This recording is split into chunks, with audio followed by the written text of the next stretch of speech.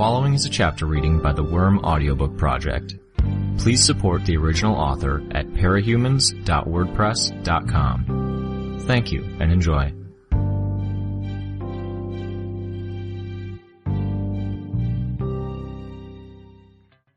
We set up and act the second they stopped moving. Gru's voice sounded through the walkie-talkie. Be ready to move the instant Cherish alerts them. We maintain unbroken line of sight over the 9 and between our squads. Notify us and change position if you lose sight of them. Everyone knows what they're doing? Various assents could be heard through the walkie-talkies. Maybe I should ask if anyone's unsure about what they're doing, he asked. There was no response. Good. Hold positions. The strategy was mine, but Gru was more comfortable than I was as a battlefield commander. I was okay with him taking charge here. Preferred it. I raised my binoculars. 7 members of the 9 were strolling down the street. Jack, Bonesaw, and Siberian were at the head of the group, and Jack was using his knife to try and cut down anyone he saw who didn't get under cover fast enough. It was almost an idle amusement, rather than some mission or task he'd undertaken. Most escaped, and he didn't go to any particular effort to chase them down, as though he was conserving his strength. Cherish, Mannequin, and Shatterbird were in the middle of the group, Crawler behind them, trailing behind with languid, casually effective movements that resembled those of a cat. At the very back of the group, trailing even behind Crawler, was a hulk of a man who I took to be Hatchet-Face. He looked like he was rotting alive, and there were grafts of flesh and mechanical replacement parts filling in the gaps. The majority of my attention was on Cherish. Through the lenses of the binoculars, I focused on her face. I watched the movements of her eyes, her facial expressions, and the tension in her hands. Nothing she did thus far had indicated she was aware of us. Her attention seemed to be more focused on the handful of people Jack had cut down. As they walked, she looked down at each of the wounded and dying, with detached interest one might have for a car accident by the side of the highway. She hadn't opened her mouth since we caught up with her group. I so wanted to jump in and save those people, but it would be suicide. Our priority was stopping the 9. Part 1 of the plan was simple. Up until the point we engaged, we stayed as far away as we could while maintaining a visual and some ability to act. We knew Cherish's power was more effective as she was closer to her targets. If there was any element of surprise to be had, we'd have it by striking from a distance. I spared a glance at Mannequin, changing the focus of my binoculars to the man in white. Again, he'd replaced his parts. His form resembled what I'd seen the first time I'd encountered him. I turned my attention back to Cherish. Shatterbird was saying something to her, her lips moving in the rhythms of speech beneath the glass beak visor that covered the upper half of her face. She was using her hands to punctuate her words. Cherish didn't respond. From the length of Shatterbird's speech, I took it to be some kind of monologue or lecture. Hey, Sundancer said from beside me. 10 or so seconds until we lose them behind that building over there. A quick check confirmed she was right. The direction their group was traveling would take them out of sight. I picked up the walkie-talkie. Moving forward, you guys have eyes on them? Yeah, Gru reported. That would be our second squad. Yep, Trickster said, from the 3rd. I was already sitting side saddle on Bentley, with Bitch ahead of me. My burned legs didn't afford me much grip with my cast, so we'd taken a loop of chain that had surrounded Bentley and wound it under and over my lap and around my waist to secure me in place, connecting it with a carabiner in case I needed to get off fast. I put one arm around Bitch for further support and scooted forward to make room for Sundancer. Go! Bitch hissed the words the second Sundancer was in position. Bentley lunged forward, leaping to the next rooftop and landing with enough force that I wasn't sure I could have stayed seated if I'd been riding normally. Bentley was more of a bruiser than the other 2 dogs. With his front half adding up to almost twice the mass of the rear, it made him weaker at the long-distance leaps than any of the dogs I'd ridden thus far, but his powerful upper body also made him a strong climber. It also meant that he had the raw strength to carry 3 of us, and the pair of heavy metal boxes that we'd strapped to his sides. Our progress wasn't fast, but we did make our way outside of the next building, Bentley's claws digging into the windowsills as he slowly and methodically ascended. From that building, it was one more leap and a short climb to the roof of the tallest building in the area. I released my death grip on the chains and got the binoculars and walkie-talkie out. In position on the Nemesis soft tower. Location of the 9? Lord and Talman, Trickster answered me. I found the intersection. Once I had the right general area, it wasn't hard to spot them. Crawler was conspicuous. Found them, I informed the others. Our setup put Gru, Ballistic, and Sirius directly behind the 9, along with the metal cases of supplies we strapped to Sirius's sides. Trickster and Regent were mounted on Genesis, who had taken the form not unlike the dogs. The trio were positioned to the 9's left. By contrast, my group, with Sundancer, Bitch, and Bentley, were positioned to the right. Each of us were a little over 1,000 feet away from the 9. 3 city blocks, give or take. It meant my allies were out of range of my powers. It was a drawback, but I hoped it would balance out. They're moving with purpose, Tattletale sounded over the walkie-talkie. Trickster was sending her ongoing video with a camera and a directional microphone. I think they're heading to Dolltown. Dolltown? Parian's territory, Ballistic said. She controls these giant stuffed animals. Cordoned off an area in my district before I made my claim. I haven't gotten around to dealing with her yet, with the 9 and all. They're probably trying to bait the heroes out, Tattletale said. Killing in the streets, then attacking one of the safe territories that aren't controlled by us. ETA for them getting to their destination? I asked. 1 minute, Tattletale spoke. Moving up, Gru reported. You guys maintain visual. Jack was still attacking everyone he spotted. How many lives would be lost in the meantime? Worse, would Cherish notice our presence? Or would Jack look for civilians and spot one of us on a rooftop blocks away? Going into this with the element of surprise was almost too much to hope for. I put my walkie-talkie down, but I kept my eyes on Cherish. She hadn't spoken, and there was no change in her posture. Gru, Trickster said, get in position fast. I see the area where Parian marked off her territory. If they're going to stop, they're going to stop here. I used the binoculars and found the area in question. Yellow spray paint, raincoats, and scarves had been used to form a line across the street. Gru didn't respond. That could easily be because he was focusing on writing. Just in case, I asked, You have eyes on him, Trickster? Yeah, Gru and Ballistic are heading up to a spot where they can see everyone. No danger. No danger. It was a loaded statement. Burnscar wasn't here, but Tattletale was 90% certain that the pyrotechnic teleporter was off tracking down one of her hero candidates, or Hercule, to give them their tests. My heart was hammering in my chest, and I knew that between one of these heartbeats and the next, one of the 9 could spot us. If it was Jack or Shadowbird, we could be dead or bleeding out less than a second later. Set up, Gru ordered. I unclipped the carabiner and hopped down. Working along Bitch and Sundancer, I helped bring the boxes we strapped to Bentley's sides to the edge of the rooftop. We hurried back, Sundancer giving me a hand up. I almost didn't feel the pain in my legs with the tension and adrenaline that thrummed through me. Or maybe that was the industrial strength painkillers Coyle had provided. I didn't want to think about the fact that the drugs I'd taken might be the same ones that he'd used to drug Dinah. A quick sweep verified that the area down Dolltown was largely empty of people. The flooding was bad here, and only Parian's place was really on high enough ground to be free of it. Just to make sure, I asked Tattletale, how many bystanders? Going by the video feed? Guessing there's between 8 and 20 people in the buildings around you. Then I'm set, I replied. I strapped the seatbelt chain around my waist and hips and reconnected the carabiner. Other voices echoed mine, confirming they were ready. Halfway across the roof, Sundancer began forming her miniature sun. I checked on the others with my binoculars. Trickster and Regent were crouched at the corner of one building, and Genesis was dissolving. Good. Gru and Ballistic were arguing.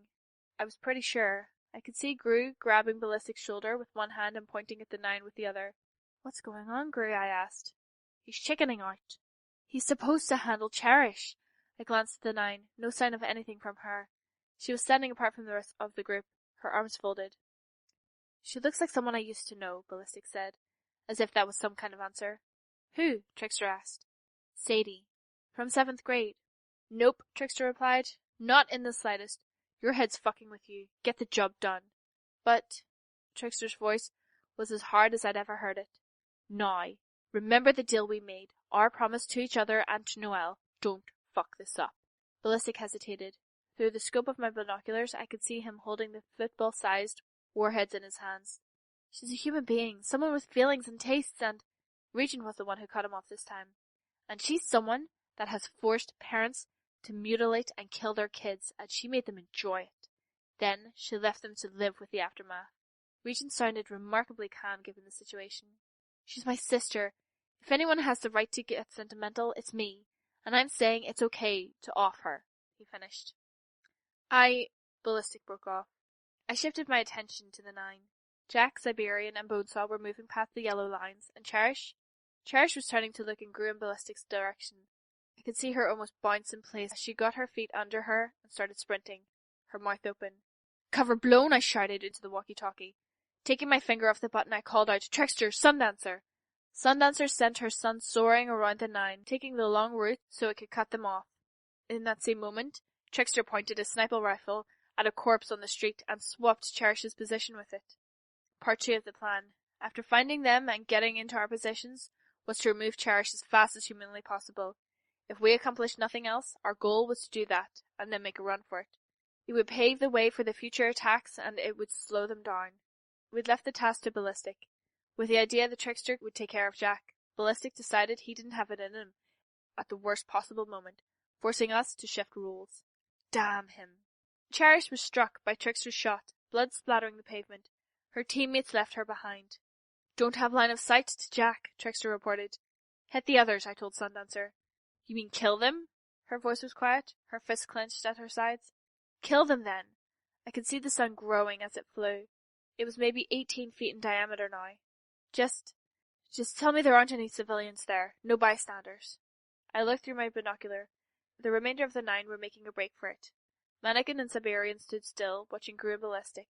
Crawler was barreling towards them, and Shadowbird had taken to the air. Jack and Bonesaw were taking cover around a corner to stay out of Gru and Ballistic's line of fire. The thing that had once been Hatchet-Face scooped up the wounded and anyone he could catch and deposited them with his group. Bonesaw had a scalpel out and was cutting the second the people were in her reach. A throat slashed here, a stomach cavity opened there, intestine and muscle strung from one individual to another, connecting them together as their faces contorted in pain. Some struggled to stand, to strike Bonesaw or push themselves away, but death slices with his scalpel severed tendons and ligaments. It was a kind of grim reversal. The adults utterly helpless and weak when faced with the child. "We'll never have another shot like this." "No," I said. I even managed to sound convincing. "No civilians. Go." "Then tell me where to move it to." Sundancer's eyes were closed. "I can't see that far." "Out further. Left. Left. Left." The miniature sun slid 20 or so feet with every order I gave, as I tracked the enemy's position, and the movements of the orb with the binoculars. Short bit left, then out. I couldn't look directly at the thing, but I saw Mannequin and Siberian wheel around as the blinding light of the orb caught their attention. Mannequin ran and Siberian lunged forward. The orb slid out into position around the mouth of the alley, and then rolled over Jack, Bonesaw, and Hatchet-Face. "Report!" Tattletale's voice came from the walkie-talkie. "I don't have visual." Sundancer just hit Jack, Hatchet-Face, and Bonesaw. "Where are the rest?" Crawler, heading for Gru and Ballistic. Mannequin, running down Tillman in Regent and Trickster's general direction. Shadowbird's going for the bird's eye view. I don't think she's seen any of us except Gru and Ballistic. Siberian? Missing. Shit. Assume they're all alive then. Sundancer's power still in that area? Alive? It is. Then keep it there. I glanced at Sundancer and she gave me a grim nod. Crawler had reached Gru and was scaling the side of the building with surprising speed. I'd taken him for a quadruped, but apparently his joints were modular. His proportions were more simian now, and he was climbing up the side of the building twice as fast as I could have run it, if it were laid out horizontally. Part 3 of the plan had been to hit them as hard as we could. Trickster was using his rifle to take shots at Mannequin, but I couldn't see if it was having any effect. Ballistic finally decided to contribute, and fired a warhead at Mannequin. Then he reached into the box he and Gru had unloaded from Sirius's harness and grabbed 2 more. He fired them into the smoke cloud that had expanded around Mannequin. I could see Crawler reaching the edge of the roof, not 20 feet from Gru and Ballistic. Part 4 of the plan? Avoid direct confrontation. "Trickster," Gru said, the one word buzzing over the walkie-talkies. Crawler disappeared, and an empty pickup truck toppled from the edge of the roof to the ground. Crawler was back in the vicinity of the other 9, not far from Sundancer's burning orb, blocks away from Gru and Ballistic. The monster lunged after Gru and Ballistic again, and was supported this time by Shadowbird, who conjured up a storm of glass shards to pelt the air. Ballistic retaliated by firing a warhead at Shadowbird, who prematurely detonated the explosive with a thick cluster of glass, shielding herself against the worst of the blast with another wall. She drew more walls around herself and maintained her assault. Bitch whistled, and Sirius started bounding across the rooftops to head our way. I could see Shatterbird turn and notice us. That was fine. I sent a payload of bugs her way, wasps and bees, each carrying several spiders and more expendable caterpillars, and the like that were smeared in capsaicin. I wanted to make absolutely sure she knew where we were and that she wouldn't ignore us. Crawler reached the base of the building, only to be switched with yet another car, resetting his position a second time. He roared in frustration, then turned toward the miniature sun, breaking into an all-out run as he charged for it. "Sundancer, switch off," I called out. The orb disappeared and Crawler crashed through the alleyway, only barely avoiding Jack, Siberian, and Bonesaw. The edges of the alley were unrecognizable, and the walls were on fire, but the trio were untouched. Siberian had Jack draped over one shoulder, and another hand clasping Bonesaw by the back of her shirt, holding her high. The pavement was a molten liquid beneath them. I clicked the button on the walkie-talkie and informed the others. Siberian's granting her invulnerability to Jack and Bonesaw. Tattletale said something, but I missed it over the roar of the noise that came with Sundancer using her power. She was forming another orb. Everyone else was busy with their own things. Siberian was protecting Jack and Bonesaw. That was both good and bad. We'd planned this strategy under the assumption that Siberian would come for us, and we'd use the dogs, Gru's darkness, my bug decoys, and Trickster's teleportation to keep our distance from her until we decided we needed to make a run for it. All of that was in line with part 4 of the plan, maintaining our distance and avoiding a toe-to-toe fight. In the meantime, we'd intended to use our ranged abilities to take out Jack, Cherish, Bonesaw, and Burnscar. She was protecting them, which we hadn't anticipated, but she couldn't do that and come after us. Or maybe she can. I saw Siberian virtually toss Bonesaw in the air, the girl wrapping her arms around the woman's neck as she landed. Holding her 2 teammates, Siberian sprinted for Trickster and Regent. She was fast, but it was the speed born of her peculiar powers. More enhanced strength than augmented acceleration. Not so different from Battery on that count. Air resistance and an Urda didn't hamper her in the same ways. More than that, whatever it was that made her invincible and untouchable to any outside force, she had the ability to snap it out to affect any surface she touched. Her strength was virtually limitless, and the pavement didn't shatter with her footfalls because she made it as untouchable as she was. Shatterbird, meanwhile, was drawing closer, using the glass storm to bar ballistics access to the crate of explosives. Gru's power was serving to counter hers, and any glass that entered the darkness seemed to drop straight down like rain, bereft of her abilities. Momentum still carried, however, and any glass shards that entered at a high enough velocity seemed to exit at roughly the same speed.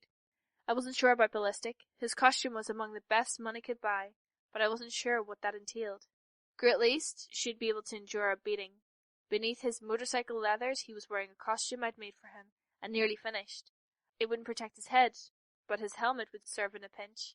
Even if they wouldn't be cut to shreds, I wasn't sure they would survive if Shatterbird detonated that case of rocket launcher rounds with a shard in the right place or a large enough impact.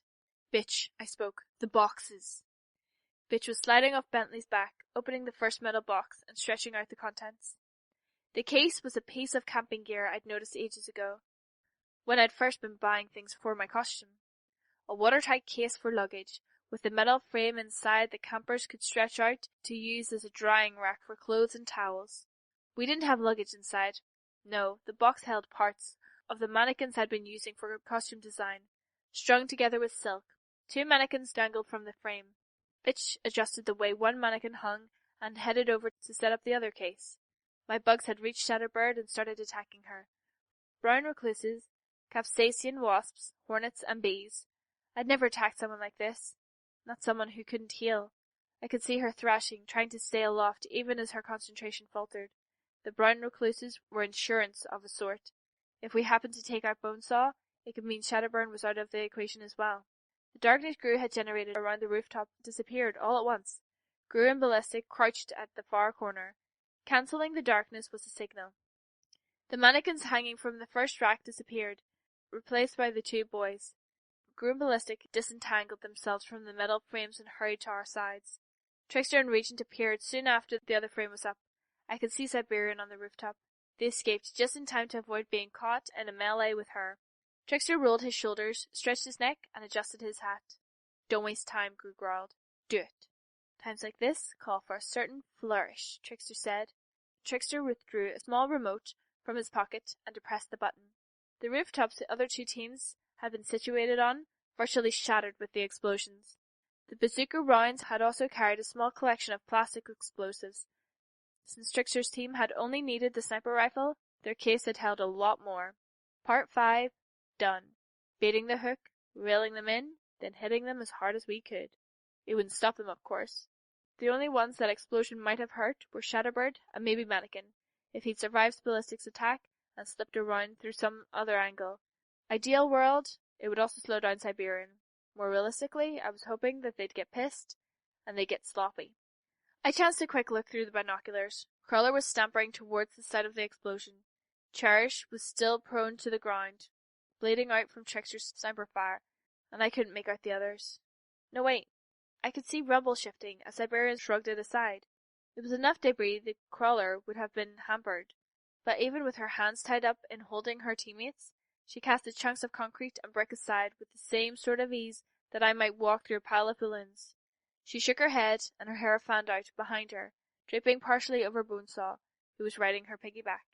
Jack wasn't folded over her shoulder anymore. He was standing, holding her hand. A wide smile spread across his face. He said something, some exclamation, without dropping his grin for a second. And Shatterbird? I looked through the rubble that had been cast over the street around the building. She was lying on the ground, struggling to her feet. The glints of glass shards sparkled for 100 feet around her.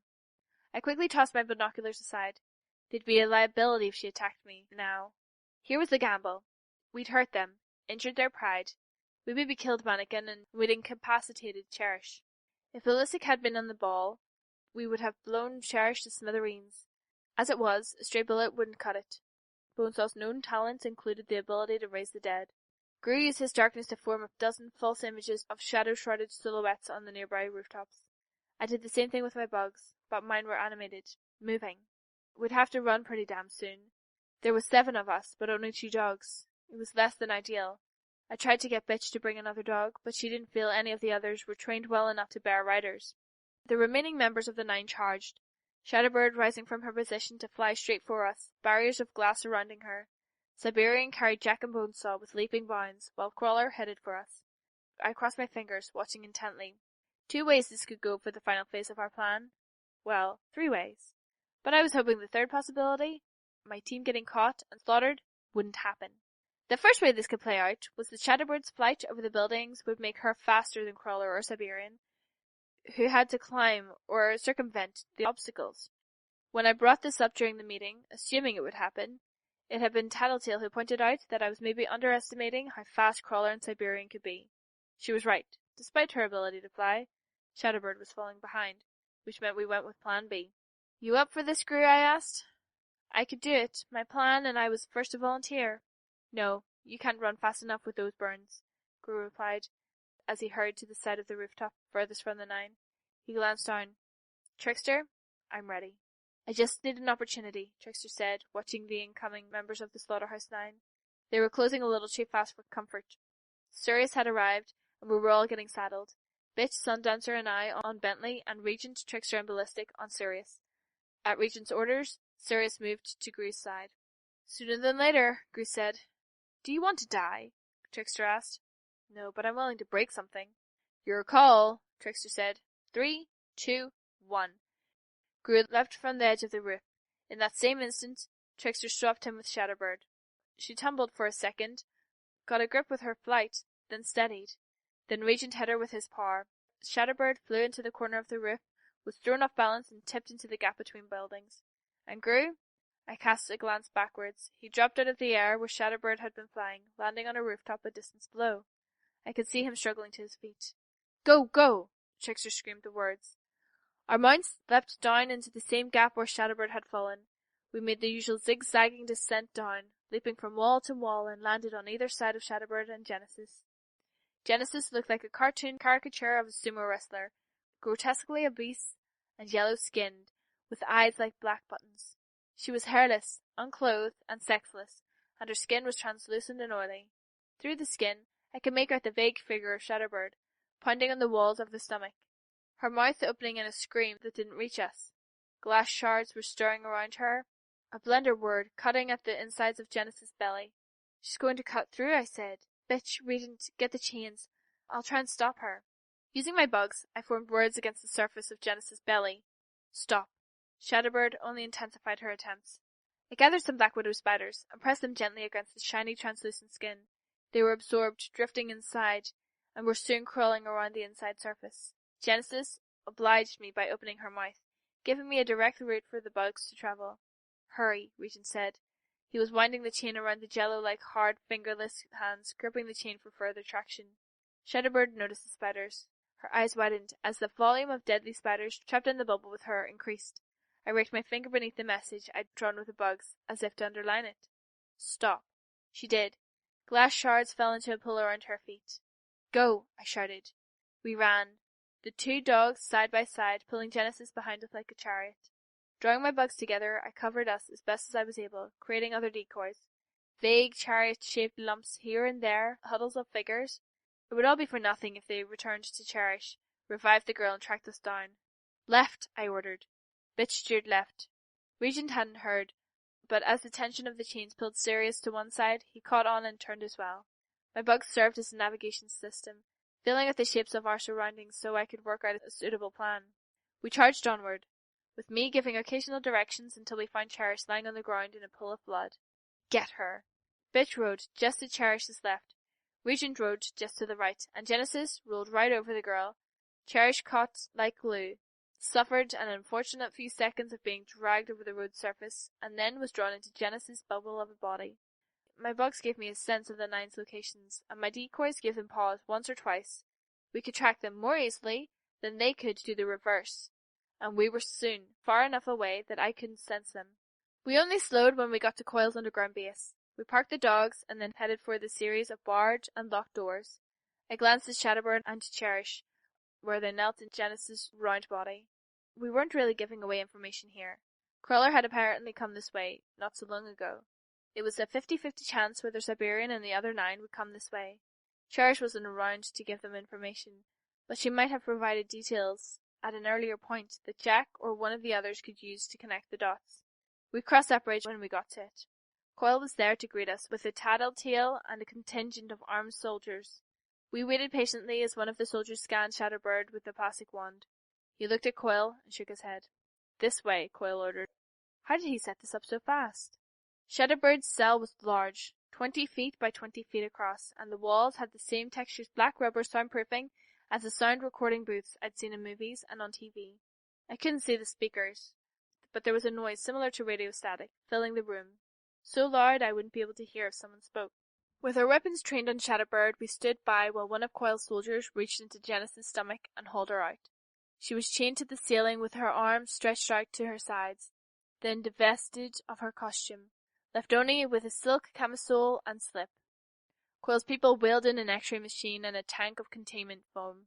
Shadowbird glared wordlessly at us until we had exited the room, and the heavy vault door blocked our view of her. She will be cavity searched and X-rayed to identify any hidden weapon or any devices Bonesaw or Mannequin might have implanted in her. Coil spoke, after the doors were closed and the white noise was blocked out. Regent, we have a protective suit waiting for you. In the event that she does acquire something she can use her powers on, or if she has concealed anything of her person that is small enough to avoid radiographic detection, the suit will shield you until you've finished. Regent nodded. She was bitten by brown recluses, I said. I'd give her a full physical examination every 30 minutes to be safe. I'm familiar with the treatment for the more dangerous spider bites. He looked at me. It's a protein-based venom, so the jerk is useful sometimes. I hadn't liked Brock's since Lisa had introduced me to him, but I could respect someone who knew his job. Yeah. Seems I can leave it to you then, Coil said. Brooks nodded. Coil added, failing everything else, it might serve as incentive to cooperate. Or cause to get desperate, Tattletale said. She might do something stupid if she thinks she'll die or suffer lifelong effects if she doesn't get back to Bonesaw. Let's not give her the opportunity. Regent, how fast can you seize control? A few hours. Start now. Regent headed off to get changed. That leaves our unexpected guest, Coil said. Cherish. Regent hadn't yet escaped earshot. He turned back to us. She'll have a trap on her. Small explosive looped around her neck with a lock and a dead man's switch. Thank you, Coil said. Tattletale, see to it at the first opportunity. Not a problem. We approached Cherish and Genesis. Cherish knelt in the small pile of glass shards that sat at the very bottom of the bubble. Her hands were pressed against the inside of the stomach, causing it to bulge like a small child in a womb. She was awake, but bleeding severely. Coyle gave the order. If anyone acts out of character, take them out of action as swiftly as possible and shoot the girl. There were nods all around. Cherish's mouth moved, and the sound didn't reach us. I didn't expect her, and I did not take measures for containing her, Coyle said. Keeping her on the premises may prove exceptionally dangerous. The alternative being? Trickster asked.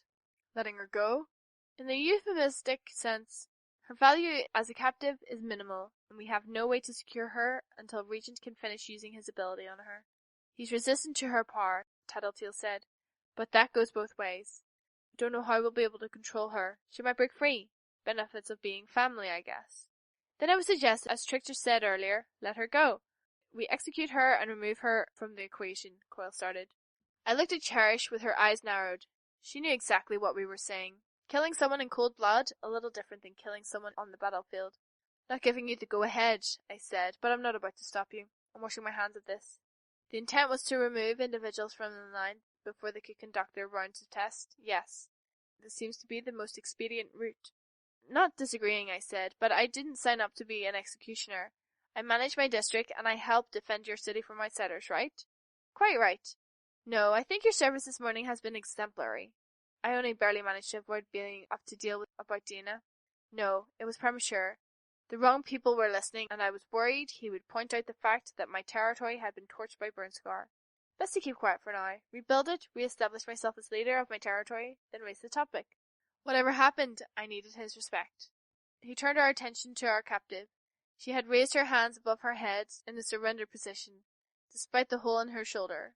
Do we risk it? Trickster said. Let her out. Nothing she can't do outside the bubble that she can't do inside, Tattletale replied. Quill nodded, and that seemed to be signal enough. Genesis began to dissolve, and in moments, Cherish spilled out, wincing as she cut her hands and knees on the glass that Shadowbird had detached from her costume and weaponized. Tattletale bent down and looked at the device that hung around Cherish's neck. Small explosive, combination lock. A bit paranoid. No such thing as too paranoid, Cherish said, glaring. Between my brother and the crap that Bonesaw and the rest of the team want to subject me to, knowing I'll die if I leave that thing alone long enough actually helps me to sleep at night. Can't have that, Tattletale said, changing the topic. She asked, You like computers? Computers? Cherish startled. She seemed to insinuate what Tattletale was doing, not saying. Clever girl! But even that's nothing of a clue. Let's see. 4545. Tattletale tugged on the lock. Nope. 3737. The lock popped open. Cherish's eyes opened wide. There goes your bargaining chip. I've got more, Cherish said, her chin raising a fraction. Do tell, Coyle said dryly. Certain teammates of yours paid me a visit. Imp, I think her name was. So hard to remember. What did you do to Imp? I said. Gru's going to freak out. She decided to help me get back at the 9.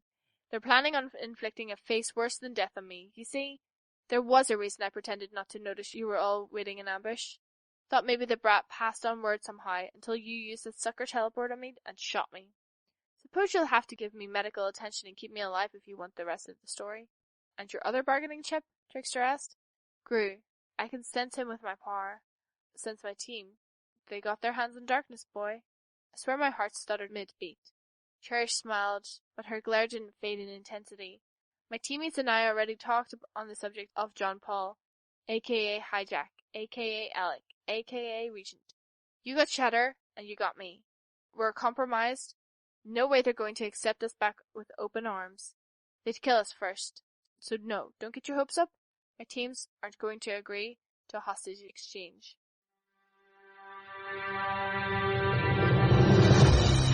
Hi, this is Meg. You just finished listening to a chapter from Arc 13, Snare, from the web serial Worm by Chasey McCrae. This production is brought to you by the Worm Audiobook Project. If you would like to know more about us, or to volunteer your own services, please check us out at audioworm.rain-online.org. You can download or listen to every chapter directly from our site, or you can find us on iTunes or any podcast app under Worm Audiobook. Thank you for listening.